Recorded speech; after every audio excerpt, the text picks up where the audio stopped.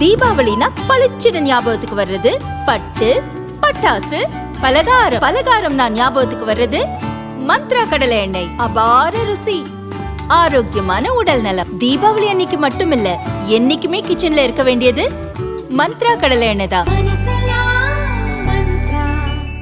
Wherever you go, whatever you do, throw a little at it. Omax, Vest and Briefs. 2018 Karnataka சட்டசபை தேர்தலின் போது மத்திய உள்துறை அமைச்சர் அமித்ஷா குறித்து காங்கிரஸ் எம்பி ராகுல் அவதூறாக பேசியிருந்தார்.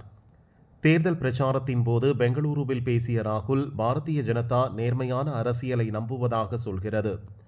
ஆனால் கொலை குற்றச்சாட்டில் தொடர்புடைய ஒருவர் அக்கட்சியின் தலைவராக இருக்கிறார் என விமர்சித்தார். அமித்ஷா அப்போது பாரதிய ஜனதா தேசிய தலைவராக இருந்தார். ராகுலின் இந்த சர்ச்சை பேச்சால் கட்சியின் நற்பெயருக்கு களங்கம் ஏற்பட்டுள்ளது என கூறி உத்தரப்பிரதேசத்தைச் சேர்ந்த பாரதிய ஜனதா தலைவர் விஜய் மிஸ்ரா 2018 அவதூறு வழக்கு தொடர்ந்தார். இந்த வழக்கு எம்பி எம்எல்ஏக்களுக்கு எதிரான வழக்குகளை விசாரிக்கும் உத்தரப்பிரதேசத்தின் சுல்தான்பூர் ஸ்பெஷல் கோர்ட் விசாரித்து வந்தது.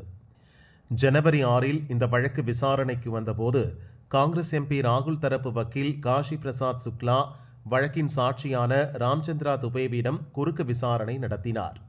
தொடர்ந்து விசாரணைக்காக காங்கிரஸ் எம்பி ராகுல் ஜனவரி 19 நேரில் ஆஜராகுமாறு கோர்ட் சம்மன் அனுப்பியுள்ளது.